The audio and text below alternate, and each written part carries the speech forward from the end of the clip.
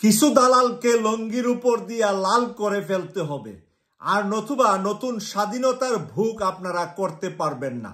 দালালে ভরে গেছে, জানুয়ারের বাচ্চারা ভরে গেছে দেশটার ভিতরে।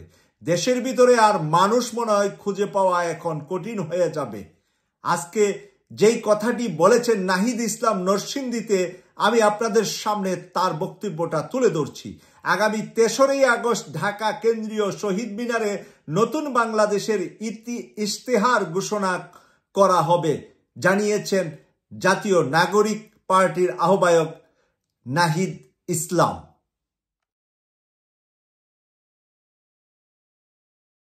আসসালামু আলাইকুম ওয়া রাহমাতুল্লাহি ওয়া বারাকাতুহু।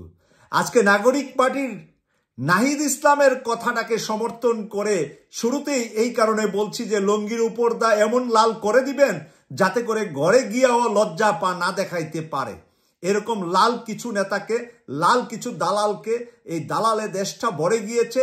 এই দালালদের হাত থেকে যদি দেশকে এখন এই মাসে রক্ষা করতে না পারেন, এই মাসে সিদ্ধান্ত না নিতে পারেন, তাহলে বেঁচতে যাবে ২৪ সালের আপনাদের এই সন্তানদের, রক্ত সন্তানদের জীবন। আপনারা যারা স্বামী হারাইয়েছেন, সন্তান হারাইয়েছেন, এই দুঃখিনী মাদের ভাগ্যে কিছুই জুটবে না। দালালরা চাচ্ছে কোনো রকম দেশটাকে আবার ভারতের হাতে তুলে দিতে। দালালদের এখন খেয়ে না খেয়ে তারা এখন ঘুম নিদ্রা হারাম করে চাচ্ছে যে কোনো উপায়ে ভারতের কাছে আবার কিভাবে দেশটা তুলে দিতে পারে। আমরা ইতিমধ্যে বহু দালালের অনেক গোপন তথ্য পেয়েছি, কিন্তু রাজনৈতিক ব্যক্তি হওয়ার কারণে তাদের মুখোশ আমি এই মুহূর্তে উন্মোচন করছি না। আমি চাই যে তাদের মুখোশ তাদের দলীয়ভাবে করা হোক এবং দলীয়ভাবে তাদের উপর কঠিন শাস্তির ব্যবস্থা করা হোক। প্রিয় দর্শক, দালালদেরকে নিয়ে যা বলেছেন নাহিদ ইসলাম, সেদিকে আমি যাচ্ছি। সেদিন সবাইকে শহীদ মিনারে যোগদানের আমন্ত্রণ জানিয়ে তিনি বলেন, আপনারা সেদিন সঙ্গে থাকলে সকল দাবি আমরা আদায় করে ছাড়ব। এটাই বাঘের বাচ্চা। অবশ্যই ৩ তারিখে শহীদ মিনারে সকল দাবি আদায় করেই গড়ে ফিরবে। শহীদ মিনার থেকে মানে ডাইরেক্ট বঙ্গভবনে যাওয়া হবে। বঙ্গভবন প্রয়োজনে পেশাব করে ডুবাইয়া দেওয়া হবে। ওই একজনে বলছিল না, পেশাব করে একেবারে ঢাকা শহর থেকে নেতা বঙ্গোপসাগরে ফেলে দিবে। এবার এনসিপি প্রয়োজনে পেশাব করে বঙ্গোপসাগর ডুবিয়ে দিবে, বঙ্গভবন ডুবিয়ে দিবে। ওই বঙ্গোপসাগরের পরিবর্তে বঙ্গভবন ডুবিয়ে দিবে। এই কথা কিন্তু এখানে নাহিদ ইসলাম উল্লেখ করেছে। বুধবার ৩০শে জুলাই বিকালে নরসিংদী শহরের পৌরসভার সামনে আয়োজিত পথসভায় নাহিদ ইসলাম এই কথা বলেন। জুলাই গণ অভ্যুত্থানের বর্ষপূর্তি উপলক্ষে এনসিপির দেশ গড়তে জুলাই পদযাত্রার শেষ দিন আজ বুধবার ১ জুলাই রংপুরের পীরগঞ্জের বাবনপুর জাফরপাড়া গ্রামের বৈষম্যবিরোধী ছাত্র আন্দোলনের শহীদ আবু সাঈদের কবর জিয়ারতের মধ্য দিয়ে মাসব্যাপী পদযাত্রা শুরু করেছিলেন এনসিপি। নরসিংদীর পথসভায় এনসিপির আহ্বায়ক নাহিদ ইসলাম বলেন, আমরা দেখেছি গত ১ বছরে দেশে নানা ষড়যন্ত্র হয়েছে। নতুন সংবিধান আমরা পাই নাই। আমরা নতুন সংবিধান পাই নাই, এই ব্যাপারে ১০০% নিশ্চিত, এবং পাবো না যে এটাও নিশ্চিত করে ফেলতে চাচ্ছে দালালরা। দালালরা যে আমরা যেন না পাই সেটারও নিশ্চিত করছে। অনেক শক্ত অবস্থানে আছে দালালরা। দালালদের হাত অনেক লম্বা হয়ে গিয়েছে, এবার খাটো করার সময় আসছে। নতুন সংবিধান আমরা পাই নাই। ফ্যাসিস্ট রাষ্ট্রপতি, এবার লিখেছে ফ্যাসিস্ট রাষ্ট্রপতিকে অপসারণ করতে দেওয়া হয় নাই। এই জন্যই আমি বলছি যে বঙ্গভবন প্রয়োজনে পেশাব করে মানে সাগর বানিয়ে দিতে হবে। এনসিপির পোলাপাইনকে আমরা এই ঘোষণা দিতে এখন বাধ্য হব। আমাদেরকে আর এখন সাধু বাবার সাধু থাকার কোনো সুযোগ নাই।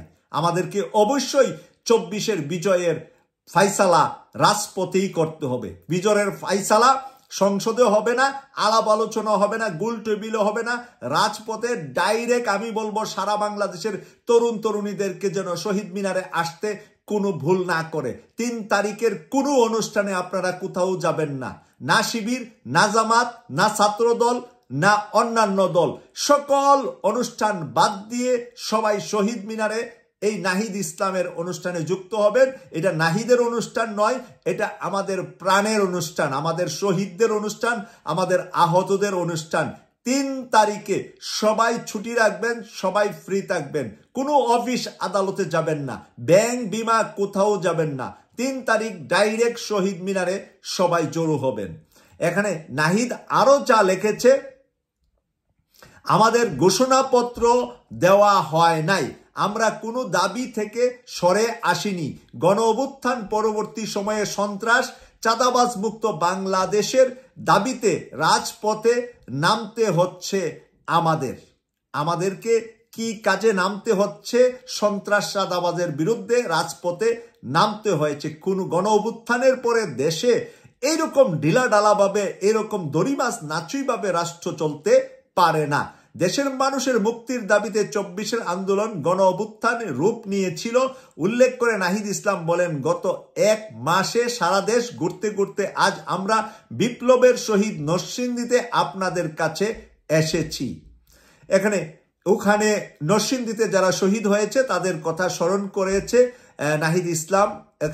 এরপরে নাহিদ ইসলাম যা বলেছে, এনসিপির আহ্বায়ক বলেন, আমরা নরসিংদীর জন্য কাজ করতে চাই, শিল্প উন্নয়ন জেলা হিসাবে গড়তে চাই। নরসিংদীতে সন্ত্রাসীরা রয়েছে, চাঁদাবাজরা রয়েছে, সেটাও বলেছেন যে নরসিংদীতে সন্ত্রাসী এবং চাঁদাবাজরা রয়েছে, আমরা তাদের বিতাড়িত করতে চাই। আপনারা সবাই নরসিংদীতে এনসিপির হাতকে শক্তিশালী করুন, ইনশাআল্লাহ আমাদের বিজয় আসবে। এখানে আরো যা লিখেছে, সমাবেশে এনসিপির মুখ্য সমন্বয়ক নাসির উদ্দিন পাটোয়ারি বলেন, ঐক্যমত কমিশন গঠিত হয়েছে কিন্তু পেছন থেকে পাঞ্জাবি টেনে ধরছে। কথাটা একেবারে নাসির উদ্দিনের সঠিক। এখনো সময় আছে, সরকারের কথা শুনুন, শহীদদের সঙ্গে থাকুন, যদি না থাকেন তাহলে ভবিষ্যতে কি হবে জানি না। আমরা এদেশে নতুন সংবিধান চাই, নতুন সংবিধান আমরা বানিয়ে ছাড়ব। এবার নাসির উদ্দিনকে আমি ওয়েলকাম জানাই, স্বাগত জানাই যে আমরা নতুন সংবিধান বানিয়ে ছাড়ব। 24-এর গণ অভ্যুত্থানের সময় সরকারের কোনো বাহিনী, কোনো কর্মকর্তা কি ভূমিকা ছিল তা খুঁজে বের করতে হবে বলে জানিয়েছেন এনসিপির সিনিয়র যুগ্ম আহ্বায়ক সামান্তা শারমিন। তিনি বলেন, আমরা নিজ চোখে দেখেছি সেনাবাহিনীর অনেক কর্মকর্তা গুলি চালিয়েছিল, কার নির্দেশে তারা গুলি চালিয়েছিল আমরা জানতে চাই। অবশ্যই গুলি যারা চালিয়েছে সেনাবাহিনীতে তাদের বিচার করতে হবে। সাধারণ সেনাবাহিনী এবং দেশপ্রেমী সেনাবাহিনী এই কাজ করে নাই। ভারতের দালালদের খপ্পরে পড়ে, দালালদের চক্রের ভিতরে, সেনাবাহিনীর ভিতরে কারা ঢুকে সেদিন সেনাবাহিনীর মর্যাদা ক্ষুণ্ণ করে দেশের নাগরিকের বিরুদ্ধে কারা গুলি চালিয়েছিল তাদেরকে অবশ্যই সেনাবাহিনী নিজের দায়িত্বে বের করতে হবে। এনসিপির উত্তরাঞ্চলের মুখপাত্র সংগঠক সারজিদ আলমের সঞ্চালনায় সমাবেশে আরো বক্তব্য দেন উত্তরাঞ্চলের সংগঠক শিরিন আক্তার, যুগ্ম সমন্বয়ক আব্দুল্লাহ আল ফয়সাল, নরসিংদী প্রধান সমন্বয়কারী আওলাদ হোসেন প্রমুখ। এর আগে বিকেল 5টার দিকে নরসিংদী শহরের জেলখানার মোড় থেকে পদযাত্রা শুরু করে বিভিন্ন সড়ক ঘুরে এনসিপি নেতাকর্মীর সমর্থকরা পৌরসভার সামনে সমাবেশস্থলে পৌঁছেন। পদযাত্রা শুরুর আগে নরসিংদী ক্লাবে জেলা গণ অভ্যুত্থান শহীদদের পরিবারের সদস্যদের সঙ্গে মত বিনিময় করেন এনসিপির আহ্বায়ক নাহিদ ইসলাম।